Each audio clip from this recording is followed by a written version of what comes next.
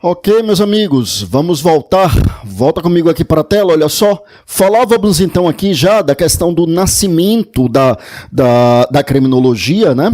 Um ponto que tem no programa de vocês é nascimento da criminologia, iluminismo, escolas criminológicas, enfim, toda essa parte de evolução histórica. E aí, eu dizia então aqui, veja, tá comigo aí na tela, que quando a gente fala em criminologia, a gente tem então um período pré-científico e a gente tem a fase científica, né? No período pré-científico destaca-se ali a figura da demonologia, né? Aquele estudo dos demônios, a categorização dos demônios e a imputação de responsabilidade das práticas criminosas à existência dos demônios e à influência dos demônios. E o período científico que eu já antecipei no final do bloco anterior, que para a maioria teria sido iniciado com Lombroso. Mas até a gente chegar aí, a gente tem outras coisas para falar. Eu vou falar de tudo isso, mas lembra que a gente está falando dessa construção da evolução dogmática, evolução histórica da ideia de criminologia. E a gente dizia que desde a antiguidade, por óbvio, havia uma preocupação em estudar o fenômeno criminal, né? Veja que, eu reitero, nós estamos aqui falando de criminologia e não de direito penal, então não estamos falando das construções teóricas abstratas lá do direito penal, né? Não, estamos falando de estudo do crime. O estudo do crime, análise do fenômeno criminal, do fato social, né? Mesmo na fase pré-científica, eu reitero, havia uma preocupação desde a antiguidade com essa questão, e aí eu dizia, né, na Grécia Antiga, inúmeros dos grandes gregos da antiguidade, inclusive os três mais conhecidos, Sócrates, Platão e Aristóteles, eles em algum momento se debruçaram sobre a questão do fenômeno criminal, procuraram identificar as raízes da criminalidade, as formas de contenção da criminalidade, até porque, assim, Sócrates não escreveu nada, nós sabemos, mas Platão, que escreve muitas teorias dele, ele transcreve, né, muitas ideias, ele traz para o papel muitas coisas que Sócrates dizia, e eles, evidentemente, tinham uma preocupação com o estudo de inúmeros temas, entre eles a organização social, né? Platão escreve, por exemplo, a República. Bom, e aí, meus amigos, outros grandes pensadores tiveram essa preocupação, né? A gente entra na Idade Média, então, assim, os dois grandes pensadores da escolástica e da influência da Igreja Católica lá na Idade Média, que são Santo Agostinho, ali no século IV, né? Agostinho de Hipona, conhecido como Santo Agostinho, e São Tomás de Aquino, um pouco mais à frente, lá para o século XIII, os dois se debruçaram sobre o estudo do crime, né? Inclusive, Santo Agostinho via a pena como uma forma de defesa social, São Tomás de Aquino, ele se preocupou muito com a questão das origens sociais da criminalidade, né? Então ele reconhecia ali na pobreza, no estado de miserabilidade, uma situação bastante periclitante. Inclusive ele desenvolve alguns raciocínios para abrandar a punição em casos como esse. Ele traz ali o embrião do que depois seria o furto famélico, né? Furto famélico, a gente sabe, é aquela situação de estado de necessidade em que o sujeito furta para não morrer à fome ou para evitar que outrem morra à fome, né? Então a ideia de furto famélico embrionariamente já estava ali no pensamento de Santo Agostinho. Então nós tivemos assim muitos autores que vão se debruçar sobre essa questão. Só que a gente chega no século XVIII. E o século XVIII é um marco extremamente importante para a criminologia. Quem já teve aula comigo em direito penal sabe que eu costumo dizer isso com muita ênfase, de forma muito contundente lá para o direito penal, né? Que o século XVIII, assim, a história do direito penal é antes e depois do século XVIII. Com a criminologia também será assim, até porque na época não existia uma criminologia como ciência autônoma, né? A ideia de criminologia como ciência autônoma só vem no século XIX. Então no século XVIII, esse estudo das questões relacionadas ao crime era tudo considerado direito penal. E o século XVIII, meus amigos, é um marco extremamente significativo e, sobretudo, o pensamento iluminista. Né? Interessante como muitos programas de concurso, muitos conteúdos programáticos de concurso na parte de criminologia destacam a parte do iluminismo, e isso é muito importante realmente, porque o iluminismo ele realmente é um marco histórico muito significativo para o direito penal e consequentemente para a criminologia, que na época ainda não era considerada uma ciência autônoma. Bom, até o século XVIII, até o advento do pensamento iluminista, o que caracterizava o direito penal era uma extrema violência das penas, penas de suplícios corporais, penas, enfim, penas terríveis realmente, né? Quem teve a oportunidade de ler o começo do livro Vigiar e Punir de Foucault, sabe que ele começa o livro narrando uma condenação à morte de um homem chamado Damiens, e é uma condenação bárbara, né? Ele mostra lá que o sujeito, ele é levado à praça pública, ele é despido, chicoteado, seus olhos são vazados, seus mamilos são arrancados e no lugar é deitado óleo fervente, seus braços e pernas, cada um deles é amarrado a um cavalo que parte em direção diferente para que houvesse o desmembramento, quer dizer, que os membros se deslocassem do corpo, e alguns membros foram deslocados e os que não foram deslocados, o carrasco foi terminar o trabalho arrebentando as articulações com golpes de marreta, e aquilo que havia sobrado dele, e Foucault quer nos convencer de que o sujeito ainda estava vivo, porque acredito que ele já não tinha suportado e já tinha morrido há tempos, mas Foucault diz que só então o que restou do corpo dele é levado ao cadafalso. O cadafalso é onde se enforcam as pessoas, né? Então só o que restou do corpo dele foi levado ao cadafalso, e aí finalmente ele foi enforcado, e depois seu corpo foi queimado e as cinzas jogadas ao vento. Existe um autor argentino chamado Gabriel Inácio Anitua, que ele tem um livro chamado História do Pensamento Criminológico, e que ele descreve condenações à morte muito parecidas com essa que Foucault descreve, deixando claro que esse episódio descrito por Foucault não era um caso isolado. O sujeito tinha cometido um crime bárbaro, né? Ele tinha cometido parricídio, tinha matado o próprio pai, mas as penas são de uma crueldade assustadora. E aí, meus amigos, no iluminismo nós temos inúmeras modificações no que se refere ao direito penal. Porque lembre comigo o seguinte, o iluminismo, né, aquele movimento capitaneado ali, sobretudo por grandes intelectuais franceses no século XVIII, existe uma discussão sobre isso. Há quem entenda que, na verdade, o iluminismo começou no século XVII na Inglaterra com a obra de John Locke, mas ele encontra o seu auge no século XVIII com a obra de grandes franceses como Montesquieu, Rousseau, Diderot, D'Alembert, Voltaire, né, uma série de autores.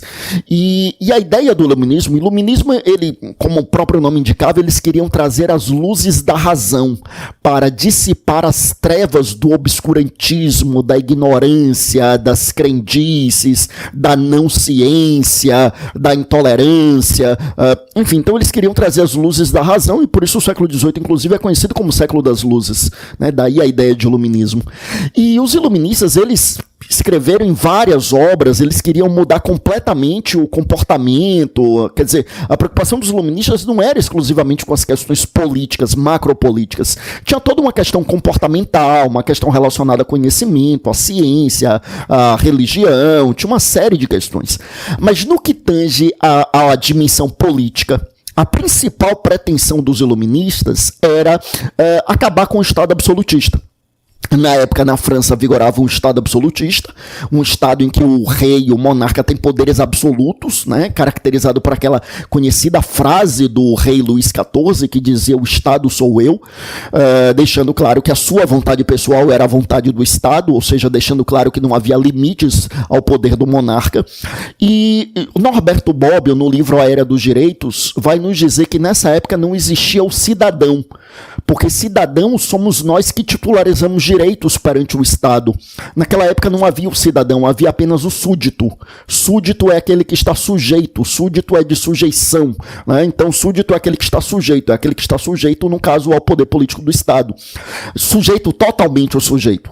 E os iluministas queriam exatamente limitar de um lado o poder do Estado e, para limitar o poder do Estado, outorgar o reconhecimento de direitos aos cidadãos, que deixariam de ser súditos e passariam a ser cidadãos. Porque a partir do momento em que nós deixamos de ser súditos e passamos a ser cidadãos, com isso eu limito o poder do Estado. O Estado precisa passar a respeitar aqueles direitos, tá?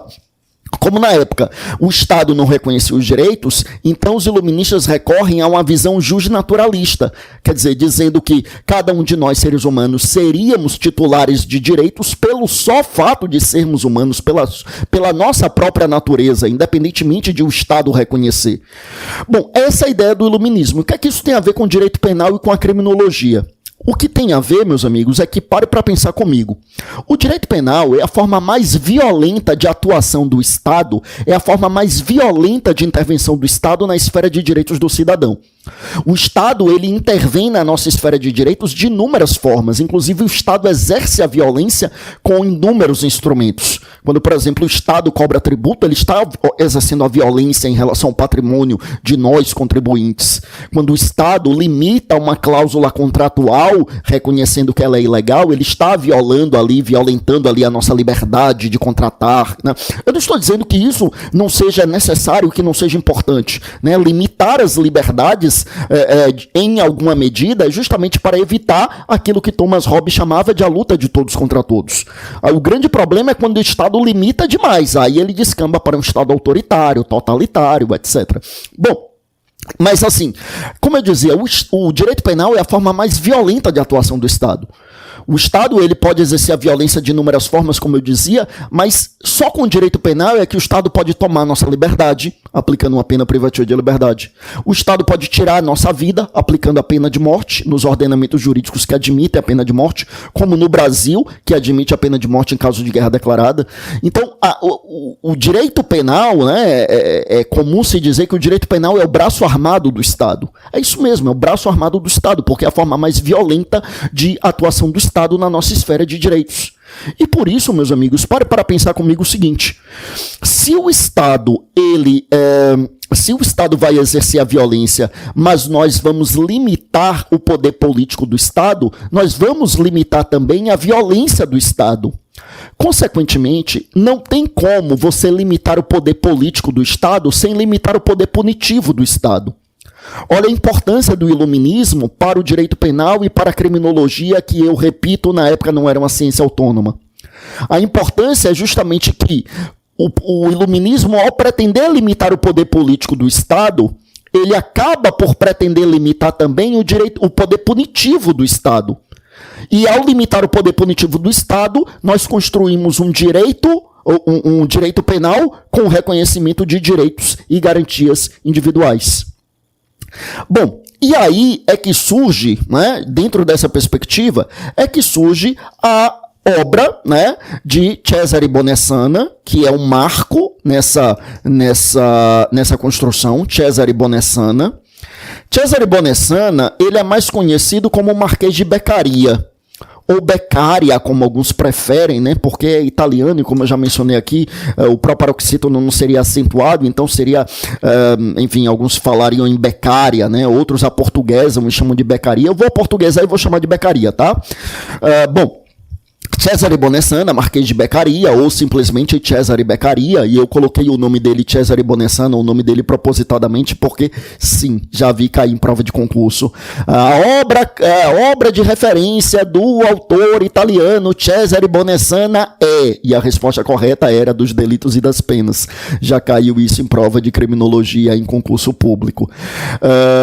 Então, Cesare Bonessana, Marquês de Beccaria, eu falei que ele era italiano, mas na época a Itália nem era unificada, né? A Itália só vai ser unificada no século XX, 1948. Cesare Beccaria viveu na região de Milão, que ainda é uma região extremamente próspera ali na Itália, e o pai dele era um nobre, né? E ele herdou o título de nobreza do pai, tornando-se Marquês de Beccaria, e ele escreve a obra clássica dos delitos e das penas. Essa obra é um marco, meus amigos. Essa obra é um marco. Inclusive, eu já lhe antecipo aqui, eu falei no final do bloco anterior, que existe uma controvérsia em saber quem é um precursor da criminologia e que a maioria entende que é Cesare Lombroso com a obra Um Homem Delinquente, mas há quem entenda que o precursor é Beccaria com o livro dos delitos e das penas.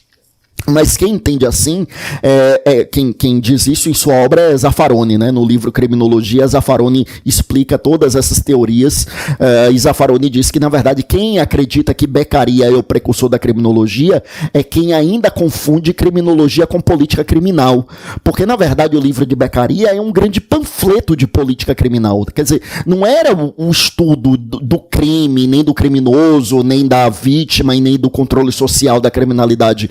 O objetivo de Beccaria era escrever um panfleto mesmo, né? Um panfleto ali com cores vibrantes, defendendo uma mudança na política criminal, quer dizer, na forma como o Estado fazia ali a sua política em relação à matéria penal. Então ele defende, por exemplo, a adoção do princípio da legalidade, ele defende que a tortura não seja utilizada como meio de prova, ele defende que não se puna o suicida, coisas que hoje para nós são óbvias, mas que para a época não era. E isso aí é que está a grandeza da obra dele. Ele traz coisas, traz informações que o tempo tratou de consolidar, né, e tornar óbvias para nós. Eu falei, não punir o suicida, mas antes se punir o suicida, sim, se punir o suicida. Primeiro que você pode punir o próprio suicida, no caso do suicídio tentado, mas também havia punições para a família do suicida. E mesmo aquele que se suicidava e conseguia suicidar-se, não tinha aquela história que tem hoje de que a morte xinga a punibilidade. Quer dizer, mesmo depois de morto, ele era punido.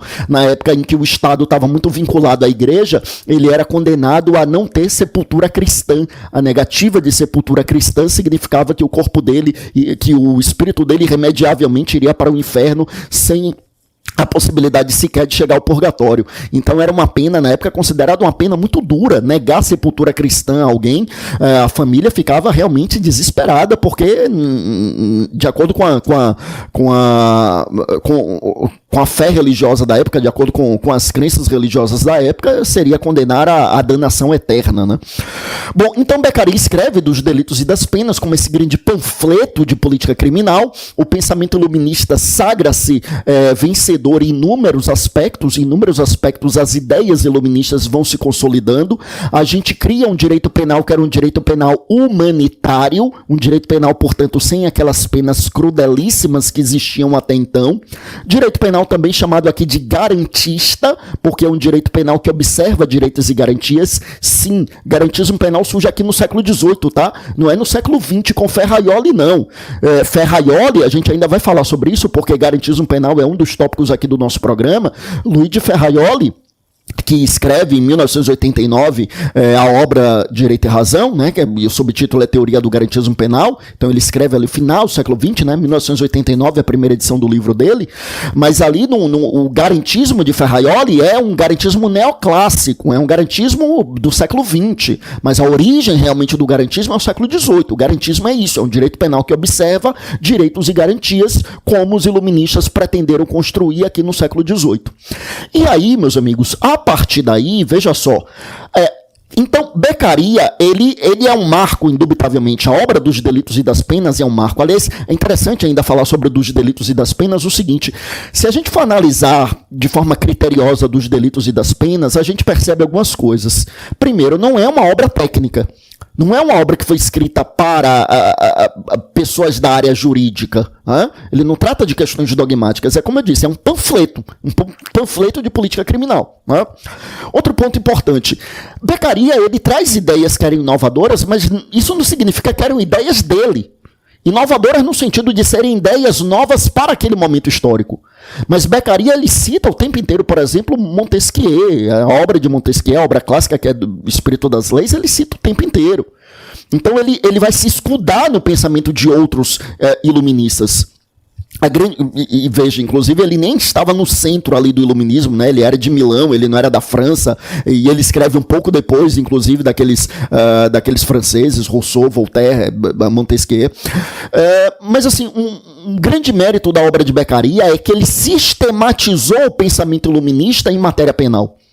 Quer dizer, quando Montesquieu escreve o Espírito das Leis, quando Rousseau escreve Contrato Social, quando Voltaire escreve Tratado da Tolerância, eles acabam tratando de questões penais, mas nenhum deles escreveu um livro especificamente voltado para questões penais.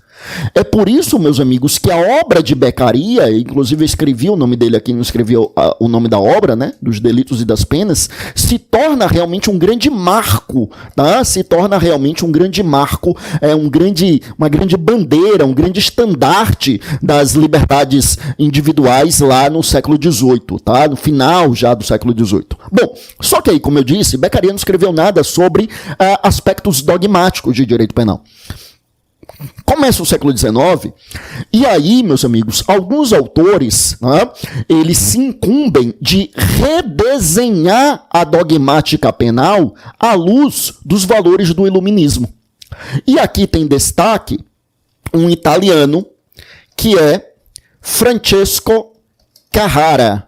Francesco Carrara. É Carrara na Itália, né? Carrara na Itália e Feuerbach na Alemanha desempenham esse papel, mas para criminologia o que nos interessa é realmente a obra de Carrara. Carrara foi um advogado italiano, ele também foi professor da Universidade de Pisa e foi também deputado, né? Ele foi deputado lá na Itália pelo Partido Liberal na época, e Carrara escreveu uma obra-prima intitulada Programa de Direito Criminal, em 10 volumes. Essa obra é um marco até hoje. E há quem diga também que Carrara é o precursor da criminologia. São várias as teorias, né? Como eu disse, há quem entenda que é Beccaria, mas há quem confunde criminologia com política criminal. Há quem entenda que foi Carrara, né? Mas quem defende uma visão mais liberal do direito penal. Há quem entenda que foi Garofalo por utilizar, ser o primeiro autor a utilizar, né, em um livro a expressão criminologia. Mas a maioria entende que foi Lombroso. Realmente eu vou chegar aí novamente. Por enquanto, aqui nos interessa a obra de Carrara. Então, Carrara, ele redesenha a dogmática penal com os valores do iluminismo, né? O iluminismo sai triunfante no século XVIII e no século XIX na Itália, então Carrara começa a escrever essa obra fantástica, o Programa de Direito Criminal, redesenhando a dogmática penal, eu repito, à luz dos valores do iluminismo. E aí, meus amigos, vejam, ainda no século XIX, então aí é que vai surgir, contrapondo-se às ideias de Beccaria e de Carrara, aí é que vai surgir, então, a escola positivista, ou escola positiva. Veja que tudo isso é para a gente chegar aqui nessa questão da fase científica com Lombroso, tá? Fase científica com Lombroso. Então, vamos lá. Veja que eu já estou falando da fase científica, mas eu não tenho como falar dessa evolução histórica sem falar nas escolas penais. Nas escolas penais. O que são as escolas penais? Bom, a primeira escola é a escola clássica. O que era a escola clássica? Assim, é interessante a gente entender o seguinte, escola clássica, tecnicamente, nunca existiu. Coisa estranha, né? A primeira escola que eu coloco é a escola clássica. Aí eu começo dizendo que ela nunca existiu. Porque na verdade é o seguinte, sabe o que era a escola clássica? Vou colocar aqui. No século XIX, surge na Itália a escola positivista. Escola positivista, ou escola positiva. E aí, os positivistas, eles se referiam a todos aqueles que os precederam como os clássicos. Inclusive com tom pejorativo. Então ele dizia, Carrara é um clássico. Beccaria é um clássico. Todos aqueles que os precederam, eles chamavam de clássicos. E aí, como eles, positivistas, se identificavam como uma escola de pensamento, a escola positiva, a escola positivista, e eles se referiam aos outros como clássicos, então eles começaram a chamar os clássicos de escola clássica. Mas, por exemplo, Beccaria, Carrara, Feuerbach na Alemanha, eles, propriamente dito, nunca se identificaram como escola clássica. Escola clássica, eu repito, era uma terminologia criada pelos positivistas para se referir àqueles que deles divergiam, ou melhor, aqueles que já tinham chegado antes e eles divergiam daqueles antecessores. Então eles se referiam, eu repito que até em tom pejorativo, como os clássicos, tá? É por isso que a gente fala em escola clássica, mas a rigor, escola clássica nunca existiu. Porque aqueles que são considerados os autores da escola clássica nunca se identificaram como membros de uma escola. Né? Escola no sentido de adotarem uma mesma linha de pensamento. Mas, já que para fins didáticos existiu escola clássica, eu repito, escola clássica na verdade nunca existiu, mas para fins didáticos sim, para fins didáticos. Pelo amor de Deus, não vai colocar na sua prova que não existe escola clássica.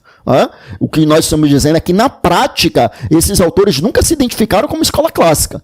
Mas para fins didáticos, sim, existiu a escola clássica, sendo mais claro, sendo mais objetivo. Para fins da sua prova, sim, existiu a escola clássica.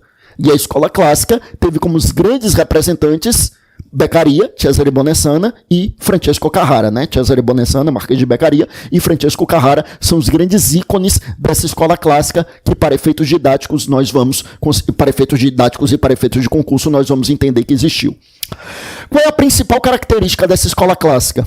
A gente viu que as escolas clássicas, eles são os herdeiros do pensamento iluminista, mas a principal característica da escola clássica, que vai diferenciar os clássicos dos positivistas, é que, ao contrário dos positivistas, os clássicos acreditam no livre-arbítrio. Os clássicos são liberistas. Liberistas acreditam no livre-arbítrio. É liberista mesmo, né? Não é liberal aqui não, aqui é liberista. Bom, eles são liberistas. Já dissemos aqui, a escola clássica, meus amigos, adotava um método formal, uma visão abstrata, método dedutivo, bem diferente da escola positivista. E eles são liberistas, eles acreditam no livre-arbítrio. Eles acreditam que o sujeito que comete o crime, ele pratica o ilícito podendo fazer o lícito. Ele pratica o ilícito, embora lhe fosse permitido fazer o lícito, mas ele opta por fazer o ilícito, né? E por isso ele deveria ser punido, por conta do exercício do seu livre-arbítrio. Ele se valeu do livre-arbítrio e o fundamento da punição é o livre-arbítrio, né? Como ele foi livre para decidir, então ele será punido. E não havia, na época, maiores conhecimentos sobre questões relacionadas à inimputabilidade, né? Ainda no século XVIII, né? Assim, o Pinel é do século XVIII. Felipe Pinel, que é um grande precursor nesses estudos das doenças mentais, ele é do século XVIII. Na escola clássica, ainda os estudos de Pinel ainda eram muito embrionários, ainda eram muito pouco conhecidos, né? Então, a escola clássica realmente se fundava na ideia de livre-arbítrio e nem fazia essas exceções relacionadas aos inimputáveis. Tá? Não por nenhuma outra razão, senão pelo estado ainda embrionário do desenvolvimento das questões da psicologia criminal, como eu dizia. Bom, meus amigos, então, como eu disse aqui, os grandes representantes, eu vou colocar aqui Beccaria e Carrara, e fundados na ideia de livre-arbítrio. Livre-arbítrio, eles são aqui fruto do pensamento iluminista. Pois bem, a escola positivista, né, veja que é tudo na Itália, tá? Beccaria, italiano, né, que era milanês, Carrara era da região de Pisa. A escola positivista também é uma escola italiana. Aliás, no século XIX e até o começo do século XX, a Itália representava um papel que depois passou a ser desempenhado pela Alemanha, que era o papel de ser o grande berço das doutrinas penais, enfim, do seu tempo. Na época era a Itália. Aí volte comigo aqui para a tela, eu já comentei aqui muita coisa sobre a escola positivista, mas então ela tem aqui 3 grandes representantes que nós já comentamos. É Cesare Lombroso, Enrico Ferri, e é também aqui, meus amigos, vejam só, já falamos, Raffaele Garofalo. São os 3 grandes representantes aqui. E a escola positivista, fundada na ideia do determinismo. A escola clássica é no indeterminismo, né? Livre-arbítrio é indeterminismo, e a escola positivista fundada na ideia do determinismo. Bom, daqui a pouco eu volto continuando a falar das escolas criminológicas. Ainda vou falar mais dessas escolas e falar aí mais a miúde da obra de Lombroso, né, que é tido como grande precursor da criminologia, e falaremos das outras escolas. Daqui a pouco a gente volta. Vamos lá.